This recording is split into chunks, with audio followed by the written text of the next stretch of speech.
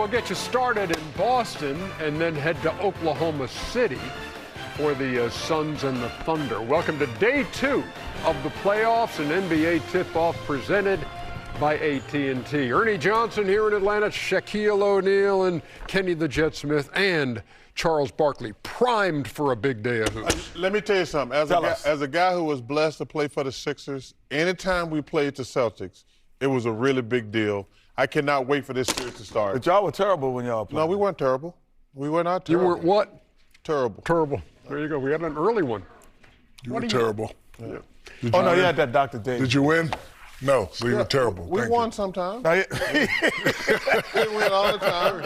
you sound like a 3-year-old. We won sometimes, Daddy. No, but it was always intense. Yeah. It was always intense. And you think the same in this time around, too? I do not think that. There will not be intensity in this playoff series? It's going to be an ass-kicking coming. That's what's going to happen. All right. Quick and fast. Way to build it up. It wasn't expected to be a number 2 seed in the East kind of season in Boston, but Jaylen Brown had a career year, and Jason Tatum has come back from an Achilles tear. And now in the eyes of many, the Celtics are the favorites to come out of the East. The first round brings the Sixers, who opened the season with a win in Boston, and now hope to start the playoffs the same way. George Sedano is going to be working the sidelines in Game 1. We check in with him now. George? Hey, EJ. Good to have you guys aboard, and thank you for having me on the show today. So let's talk about what I discussed earlier today, if that's okay with you, with Joe Mazzulla. We talked specifically about Jason Tatum, and I asked him, are there any markers that he needs to hit, now that the postseason is here? Because there's a different level of intensity, as we all know, when it comes to the postseason. And he said, absolutely. Look, during the regular season, we wanted to see a couple of different things. We wanted to make sure that he played heavy minutes at some point, that he played about 40 minutes, and he did that a couple of different times, played 39, 40 minutes in a couple of different games. He also wanted to see if he could play a whole 12-minute stretch in a quarter. And he was able to do that. So they feel confident in where he's at right now from a conditioning standpoint, and they feel the shot will come around. He's not a 41% shooter. They expect him to be even better this postseason. Hey, on the Philadelphia side, any word? I know Joel Embiid's dealing with the appendicitis, and is there any indication from Nick Nurse on when we might see him, if we are going to see him in the first round? Unfortunately, EJ, it doesn't look like we'll see him anytime soon because he's still dealing with the recovery from that surgery. And when we asked him about a potential return during this series, he said they're not ruling it out. But again, this is something that's still kind of touch and go. He hasn't even started basketball activity, Ernie. George Sedano, thanks for the information. We appreciate it. We look forward to Game 1 of this series. And Kenny, if you stick your big old head in my shot, I dropped my pen, there's man. There's going to be trouble. My pen, there's man. going to be trouble. Let's move on, shall we? You don't find that amusing, Chuck? I do. I mean, but his head's always been big. It's just normally in his own shot. It's normally in a single shot. I thought it was an eclipse for a second. Some of us have big heads, and some of us are big-headed. Hey, you know what? I'm impressed by the Boston Celtics' consistency in a season in which Jason Tatum did not play until late in the year. Look at this. Okay, second in the East, second offensive rating, 4th in defensive rating, all same as last year, just a little bit slower pace, and then Jason Tatum only playing in 16 games. Why were the Celtics able to do this in what was supposed to be an off year? Because they had another guy, because of circumstances, he was placed as number 2, but we forget that he was the finals MVP, and he played well. But I want to talk about the Boston culture. I remember watching the last game of the regular season. Everybody played hard. Everybody played like, they had something to prove. And I think that, that tells a lot about this franchise. But this guy right here, who was the finals MVP, can be a #1 option. But like I said, because of circumstances, he was the number 2 option, and he did well with it. But nobody expected him to be there. They're playing well. The culture of Boston has everybody on that team playing at a high level, high intensity. And this is why they're in the second seat. So here's what we know about the Celtics, if you haven't been watching them much. Love to shoot the 3 ball. They rebound well. They don't turn the ball over. And they defend. You kind of like all those things going into a playoff series, Kenny. 100%. You know, you talked about Jaylen Brown. We always knew he was a shot maker, but then we weren't sure if he was a playmaker, making plays for other people. So Jason Tatum, we had seen him make plays for other people at times. So he had the ball most of the time in his hands, and they said, okay, Jaylen, you just make shots. So now, when he got the role as the playmaker and shot maker, he actually flourished more. So that made him into what he is today. And, you know, he is first-team All-NBA guy. He is, you know, one of the top 3 guys for the MVP race, and he has put his team in not a pause, but he says, no, there's no pause button in Boston.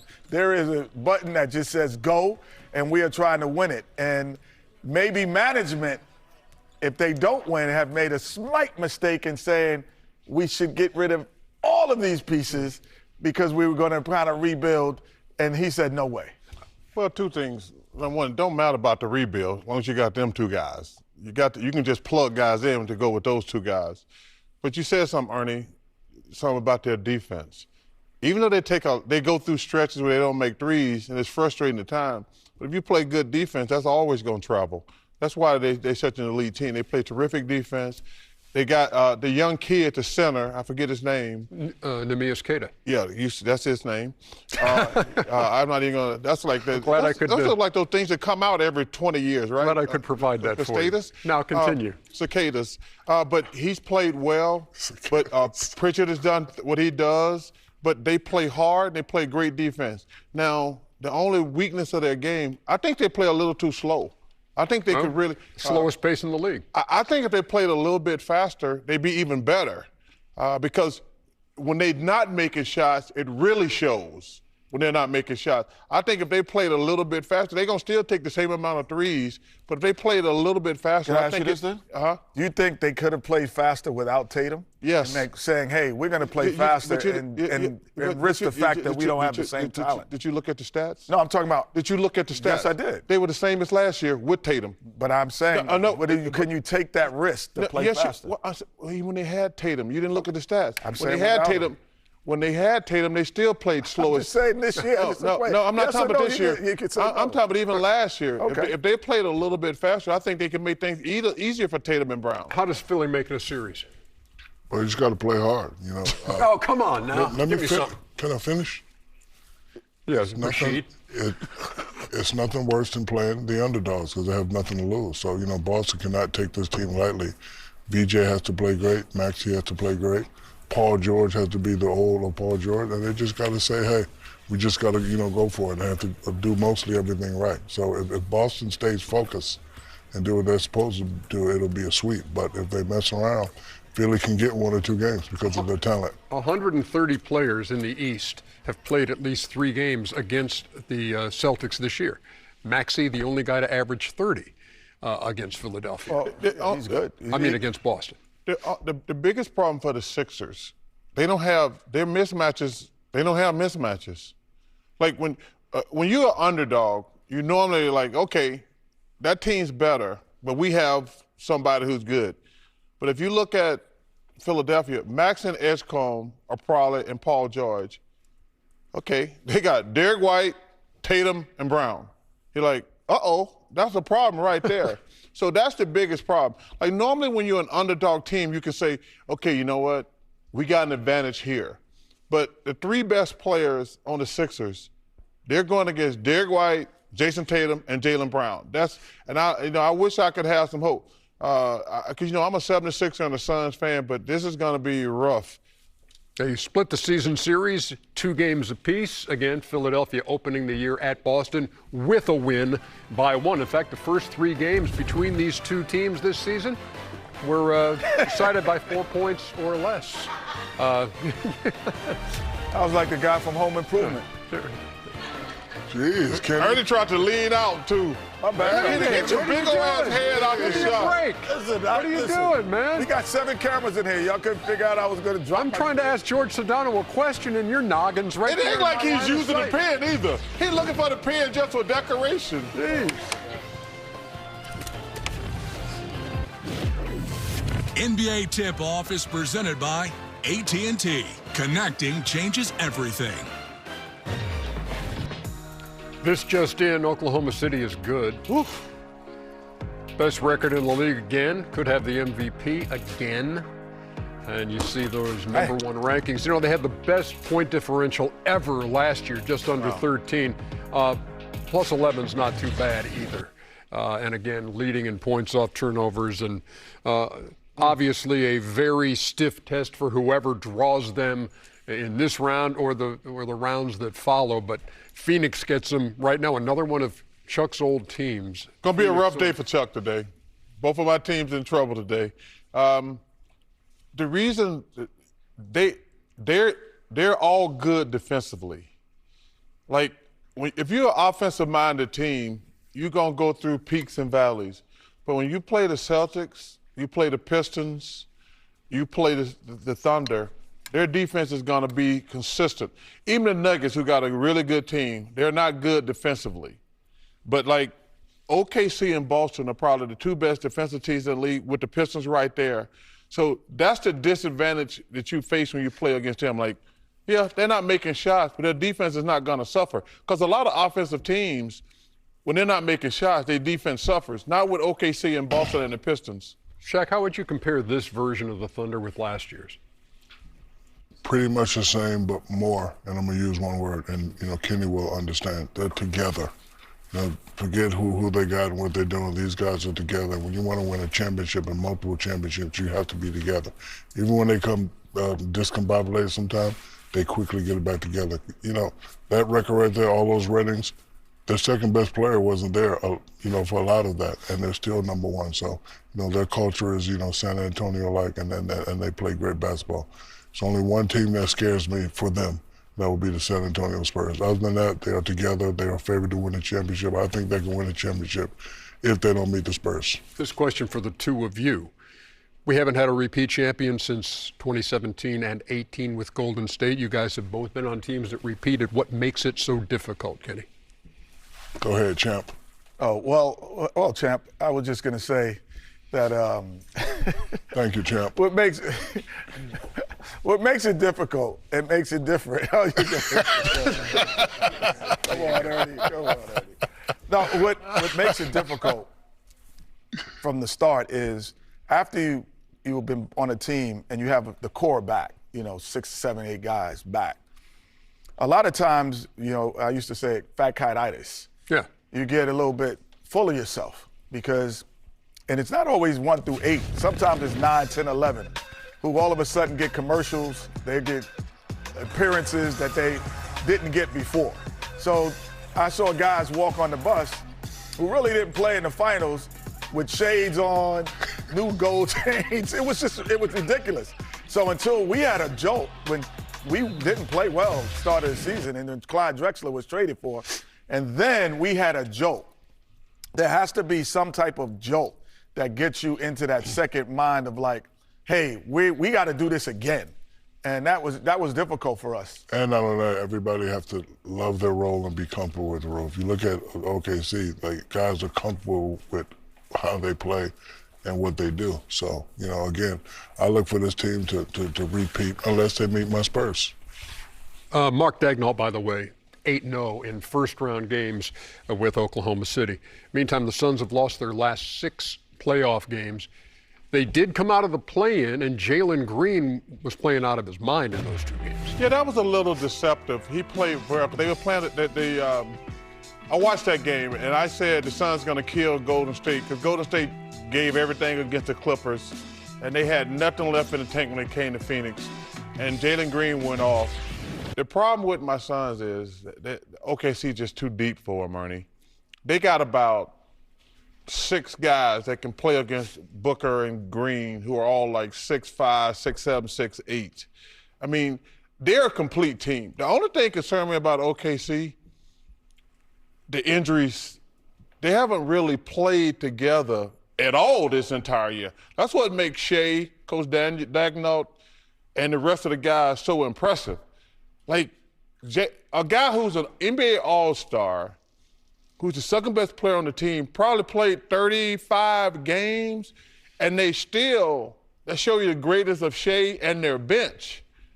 I mean, to have the same record basically as last year, been the number one seed the entire year, and even Shea missed some games, but to be number one all year, that tells me how complete a team they are.